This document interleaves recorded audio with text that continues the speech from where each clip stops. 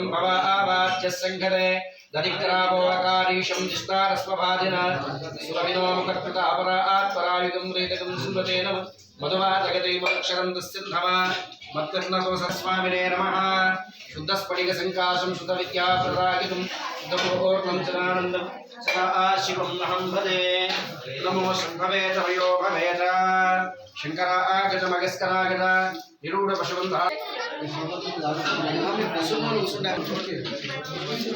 అన్న పంపి కొంచెం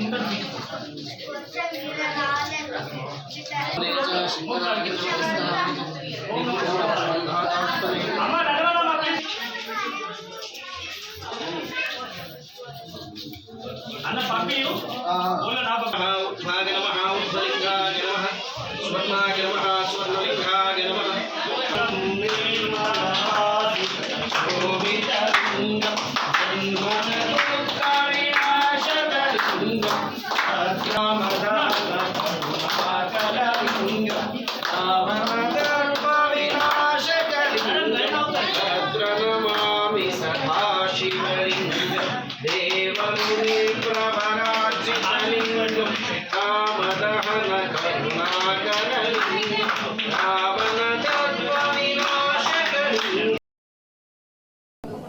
శ్రీ గురుభ్యో నమః. ఆర్మూర్ పట్టణంలో గల పుణ్యక్షేత్రమైనటువంటి శ్రీ నవనాథ సిద్ధేశ్వర స్వామి దేవాలయం ఈ సంవత్సరం సంక్రాంతి మకర సంక్రాంతి అనేటువంటిది ప్రతి నెల కూడా ప్రతి సంవత్సరంలో 14వ తేదీ వస్తుంది. కానీ ఈ సంవత్సరంలో లిపి సంవత్సరం కావున 15వ తేదీ రావడం జరిగింది. ముఖ్యంగా వ్యవసాయదారులు ఎవరైతే ఉంటారో అంతా కూడా అంటే పంటలన్నీ కూడా పండి వడ్లు ధాన్యాలు అన్నీ కూడా చిరుధాన్యాలన్నీ కూడా ఈ సంక్రాంతి వేళ ఇంటికి వచ్చి చేరుతాయి. అందుకోసమని ఈ చిరుధాన్యాలతో చక్కటి వాకిట్లో ముగ్గు వేసి దానితో పాటు నేరమణలు దానితో పాటు నువ్వుల ఉండలుగా అక్కడ పెట్టి పిండి వంటలతో సహా మనం ఇంట్లో సంక్రాంతి వేడుక నిర్వహించడం చాలా ఆనవాయితీ. మరి ఇంకొక ప్రాశస్త్యం ఏముంది అంటే దక్షిణాయనము అనేటువంటిది కూడా పూర్తిగా అయిపోయి ఈ మకర సంక్రాంతి అంటే సంక్రమణం. సూర్యుడు ఈ యొక్క ఉత్తరాయణంలో ప్రవేశం చేస్తాడు కాబట్టి ఉత్తరాయణంలో ఉండేటువంటి ప్రవేశాన్ని మకర సంక్రమణంగా అంటాం. అందుకోసమని ఈరోజు సంక్రాంతి నుండి కూడా ఉత్తరాయణ కాలం అనేటువంటిది ప్రారంభం అవుతుంది.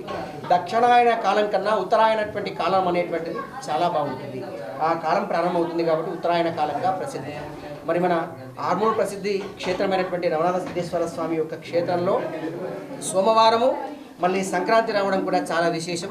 కాబట్టి ఈరోజు ఎవరైతే భక్తులు ఈ ఆలయానికి విచ్చేస్తున్నటువంటి వారే కాకుండా చుట్టుపక్కల పరిసర ప్రాంతాల వారి వారంతా కూడా సంపూర్ణంగా నవనాథుల యొక్క సిద్ధేశ్వరుని యొక్క ఆశీస్సులు ఉంటూ ఎప్పుడు కూడా సుభిక్షంగా ఉండాలని, పాడి పంటలు ధనము ధాన్యము యశస్సుతో పాటు వర్ధిల్లాలని, సంక్రాంతి వేళ ఎలాంటి కీడున్నా ఎలాంటి ఇబ్బందులున్నా కూడా తొలగిపోయి సంపూర్ణంగా నవనాథ యొక్క సిద్ధేశ్వరి యొక్క ఆశీస్సులు ఉండాలని కోరుతూ అందరికీ కూడా సంక్రాంతి శుభాకాంక్షలు. శుభం భవతు.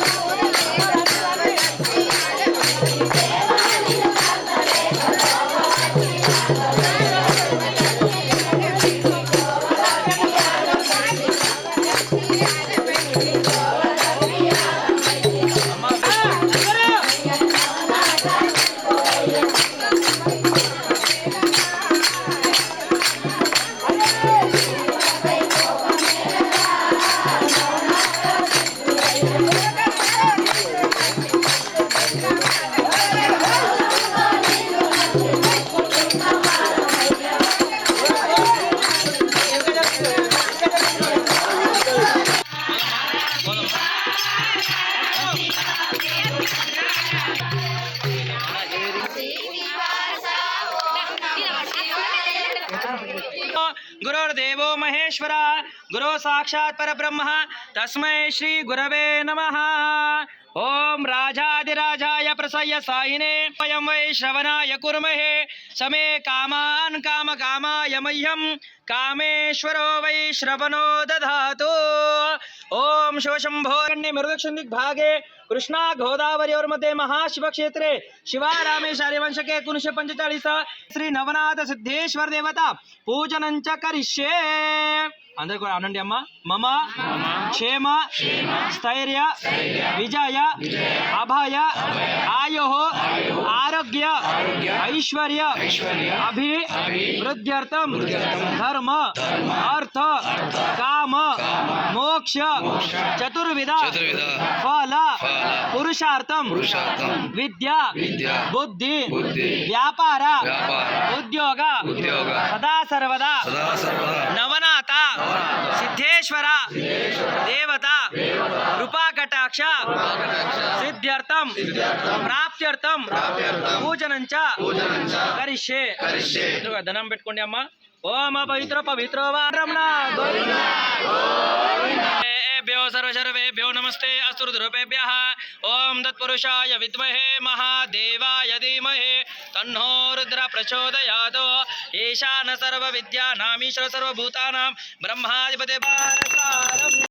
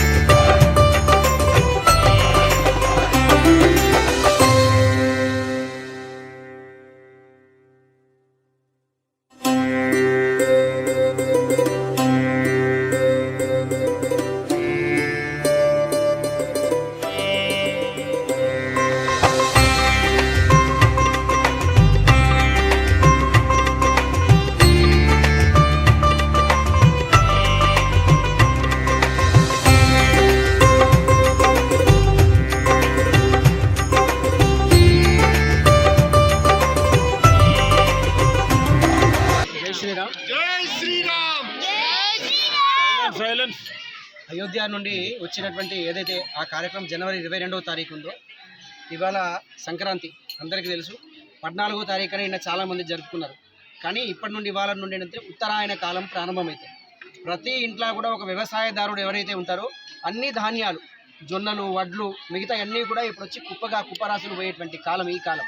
అందుకోసమనే నువ్వుల ఉండలు దానితో పాటు నేరవళ్ళు అన్నీ పెట్టి కూడా సంక్రాంతి పర్వాన మన శివాలయంలో కూడా శివుని దగ్గర కూడా ఈ విధంగానే ఇవాళ అలంకరణ జరిగింది. ఉత్తరాయణ కాలంలో మీరంతా కూడా ఉత్తరాయణ ప్రారంభ కాలంలోనే స్వామి దగ్గర పల్లకీ సేవలో ఉన్నారు. మీరు మీ ఇంట్లో ఉండి దీపం వెలిగిస్తే ఒకలాగా ఉంటుంది, బయట నది ఒడ్డుకు వెలిగిస్తే ఒకలా ఉంటుంది, గుడి లోపల వెలిగిస్తే సామూహికంగా ఉన్నదానికి బలం. ఒక్కరు జై శ్రీరామ్ అంటే వేరు, వందల గొంతులు కలిపి జై శ్రీరామ్ అంటే దాని యొక్క బలం వేరు. ఆ బలం వేరు కాబట్టి సనాతన ధర్మం నుండి కూడా 500 సంవత్సరాల కాలం నుండి కూడా రామాలయం నిర్మించాలనేటువంటిది ఎంతో హిందువులకు గొప్ప కళ. ఎందుకంటే మిగతా మతాల వాళ్ళంతా కూడా మనల్ని ఇబ్బంది చేశారు.